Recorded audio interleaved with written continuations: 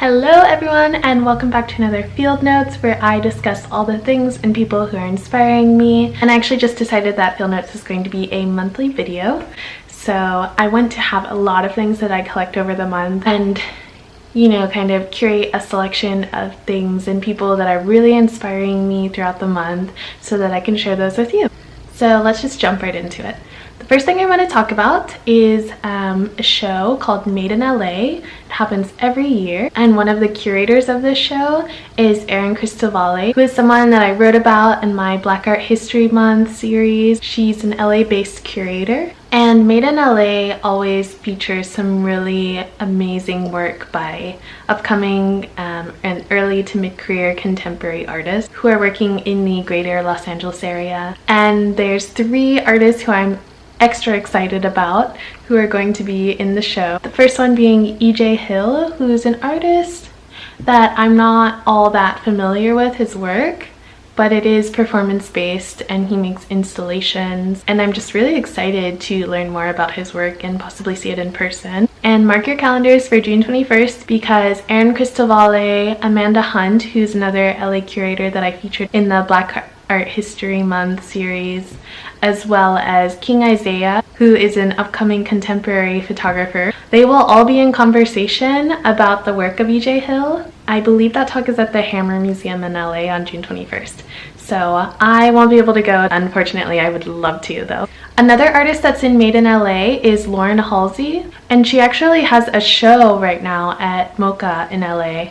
It's called We Still Here There, and it will be up through September 3rd. And she does very large-scale installation work that kind of delves into the history of different communities in LA, but these installations are kind of made fantastical in a way. So yeah, you should definitely check out her work if you're in LA, anytime from now through September. Go check out her work at Mocha and in Made in LA. The third artist I'm really excited about who will be in Made in LA is Sune Woods. I actually learned about her work when I was interning at SF Camera Work, and she was the recipient of the BOM Award. Yeah, and she had a show there, and she's just been exhibiting a lot in Los Angeles and throughout California. And it's kind of funny because I was doing a quick Google search when I found out she would be in Made in LA, and I actually stumbled across a blog post that I wrote for a class back in 2016 when I got to go to her artist talk. So that was kind of a blast from the past. I forgot I even wrote about that. And I'm actually thinking about featuring it on my blog now. If that's something you're interested in, you can check it out. And I will link everything that I mention in this video down in the description box below. So yes, I'm super excited about Made in LA, and I'm absolutely going to make a trip up there to go see the show. I drive up to LA from San Diego, so I make a day trip usually, or sometimes stay a couple of days. And I try to fit in as much as possible, like as many gallery visits and museum visits as possible in 24 to 48 hours. So if you have any suggestions about upcoming shows, please do let me know. Okay, so the next person that is really inspiring me this month is Otega Uwagba. She does a lot of things. She is the founder of Women Who. She is author of the New York Times bestseller Little Black Book, a toolkit for working women. And she also does a show called In Good Company on NTS Radio in London, where she talks to young entrepreneurs, all of them women, a lot of them women of color. And she just kind of gives off this vibe as like your best friend who's really together and like has all these amazing insights. Yeah, she's just a super inspiring person.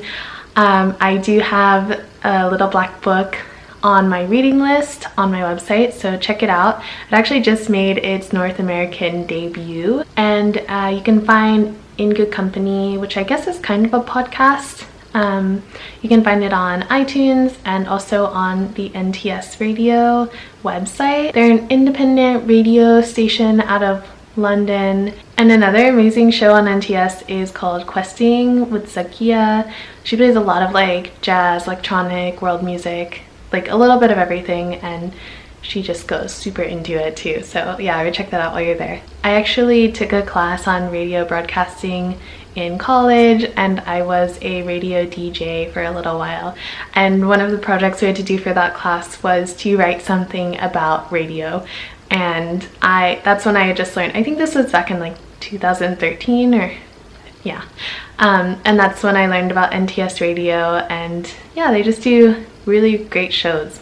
Another listening related thing, I really enjoyed listening this past week, I believe it was, to the Bad at Sports podcast that featured the artist Chloe Bass. And she is an artist that works in kind of situational or performance pieces and installations and publications as well. And she talked a bit about some of her situational art pieces and her interest in having kind of systems of controls and operating on a very local level. So yeah, I would suggest giving that a listen. The next thing I want to talk about is the 2018 Aperture Summer Open, and the show is called The Way We Live Now. It's a group show of 18 artists and photographers who are documenting a period of rapid social and political change. And one of the curators of the show is Antoine Sargent, who's someone that I talk about a lot on my blog and this channel. He is a writer and critic in New York. Out of the 18 artists, there's 2 in the show that I'm super excited about, one of which is Shikeith, who is a Philadelphia-based filmmaker, and the other is a young New York-based photographer named Tyler Mitchell. If you're at all interested in contemporary photography, you probably already know that Aperture is a huge foundation and publication that is kind of at the forefront of that. So yeah, I would highly suggest checking out their work and also the rest of the work in the show. It's really well put together. And the last thing I want to mention, Naima Keith, who is the deputy director at the California African American Museum, who I've written about on the Black Art History Month series. She and Diana Nawi, an independent curator, you might recognize the name. She is the curator of the Adler-Guerrier show at CAAM that I did an exhibition tour on. The 2 of them have been announced as the organizers of Prospect 5 in New Orleans. The last one actually just closed in February of this year. And this fair features some of the best contemporary artists working today. I was just blown away by some of the work that came out of the last one, Prospect 4, and I'm super excited for what Naima and Diana have in store for us. And it's actually not opening until the fall of 2020, and it's been kind of a little dream of mine to be able to attend Prospect Fair. So 2020, we'll see. And just a quick recap of some of the things that I got up to this month over on the blog and here on the channel. I took a trip to Atlanta and then made a little mini trip to Savannah, Georgia, where I got to see the work of Toyin Ohio-Dutola testing the name at the SCAD Museum of Art.